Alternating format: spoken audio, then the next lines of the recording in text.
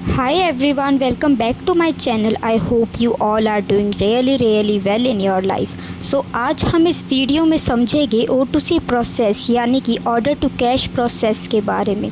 But before we begin I just want to mention that my previous video was on the topic P2P process that is procure to pay process. So अगर आपने अभी तक वह video नहीं देखी है तो आप डिस्क्रिप्शन में दिए गए लिंक के थ्रू या फिर डायरेक्टली यूट्यूब चैनल विज़िट करके भी उस वीडियो को देख सकते हैं. So let's get started. पर O2C प्रोसेस को डिफ़ाइन करने से पहले आइए समझते हैं कि ये ज़रूरी क्यों होता है. तो किसी भी कंपनी की ग्रोथ या सक्सेस डिपेंड करती है उसकी sales and ability to retain its customers पर. यानी कि कंपनी सिर्फ न्यू कस्टमर्स को अट्रैक्ट ही नहीं पर ओल्ड कस्टमर्स के रीपरचेजिंग पर भी फोकस करती है. तो अगर कंपनी O2C प्रोसेस को प्रॉपरली ट्रैक या मेंटेन करती है तो उसको अच्छा पैसा के साथ साथ कस्टमर का ट्रस्ट भी मिलता है. सो अब हम समझते हैं कि O2C प्रोसेस होता क्या है. Basically order to cash process या फिर O2C process is a series of steps that every company follows which begins when a customer places an order and ends when the business receives the final payment. It covers everything from order creation to receiving payment. यानी कि अगर हम इसे सीधी और सरल भाषा में समझते हैं तो एक कंपनी सेल ऑर्डर क्रिएट होने से लेकर उसकी फाइनल पेमेंट रिसीव करने तक जितने भी सीरीज़ ऑफ स्टेप्स परफॉर्म करती है उन्हें हम O2C प्रोसेस या फिर O2C साइकिल कहते हैं.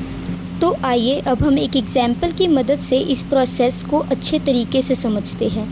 अब मान लीजिए कि मैं एक कंपनी फॉर से फ्लिपकार्ट हूँ और आप एक कस्टमर हैं. तो जाहिर सी बात है कि एक कस्टमर तभी कोई चीज़ परचेज़ करेगा जब वो क्वालिटी, क्वांटिटी और प्राइस वाइज उसे बेस्ट लगेगी. तो इसलिए आप डिफरेंट साइट्स पर जाके डिफरेंट प्रोडक्ट्स की इंक्वायरी करेंगे और फाइनली जो साइट आपको सबसे अच्छी लगेगी या फिर जो प्रोडक्ट आपको सबसे अच्छा लगेगा आप उसके लिए ऑर्डर प्लेस करते हैं. तो जब एक कस्टमर परचेज़ ऑर्डर प्लेस करता है तो कंपनी के एंड पर उसे सेल्स ऑर्डर क्रिएट करना बोलते हैं. यानी कि जो डॉक्यूमेंट कस्टमर के लिए परचेज़ ऑर्डर है वही कंपनी के लिए सेल्स ऑर्डर है. सेल्स ऑर्डर प्लेस होने के बाद कंपनी जो सबसे पहला काम अपनी बुक्स ऑफ अकाउंट पे करती है या फिर हम कह सकते हैं सिस्टम में करती है वो होता है उस ऑर्डर से रिलेटेड सारी इन्फॉर्मेशन को कैप्चर करना. ऑर्डर क्रिएट करने के बाद नेक्स्ट स्टेप जो कंपनी परफॉर्म करती है वो होता है ऑर्डर फुलफिलमेंट का.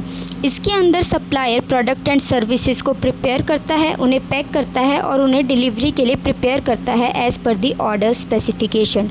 इसके बाद जो सप्लायर होता है वो इन्वॉइसिंग करता है यानी कि इन्वॉइस जनरेट करता है जिसमें प्रोडक्ट रिलेटेड सारी डिटेल्स और डिलीवरी एड्रेस मेंशन होता है. इसके अंदर प्रोडक्ट डिटेल्स में प्रोडक्ट का price, quantity, delivery address etcetera सारी चीज़ें मेंशन होती है जो कि रेलेवेंट है. इसके बाद हमारी गुड्स एंड सर्विसेज जो कि हमने तैयार किए हैं वो कस्टमर को शिप हो जाते हैं along with the invoice generated. Order receive होते ही आप यानी कि कस्टमर इनवॉइस को रिव्यू करेंगे और pre decided terms and conditions के अकॉर्डिंग पेमेंट करेंगे. अब पेमेंट दो तरीक़ों से हो सकती है, या तो कैश ऑन डिलीवरी या फिर on credit basis. Credit basis generally past dealing के बेसिस पर होती है जिनमें एक क्रेडिट लिमिट सेट होती है जो पर्सन टू पर्सन वेरी कर सकती है.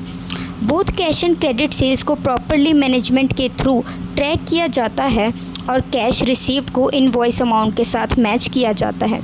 इसके बाद जो last and most important step होता है वो होता है रिकॉर्ड कीपिंग एंड रिपोर्टिंग का. इस स्टेप में कंपनी सारी डिटेल्स एंड रिकॉर्ड्स प्रॉपर तरीके से मेंटेन करती है ताकि इन फ्यूचर अगर कंपनी के अगेंस्ट कोई भी या फिर किसी भी तरह की लीगल ऑब्लिगेशन क्रिएट होती है उस समय ये सारे डॉक्यूमेंट्स एज एन एविडेंस काम आ सके. तो इसी के साथ हमारी ये वीडियो यहीं पर ख़त्म होती है और मैं उम्मीद करती हूँ कि आपको सब कुछ अच्छी तरह से समझ आया होगा. Have a nice day. Video अच्छी लगी हो then do like, share and subscribe for more such content. And thanks for watching.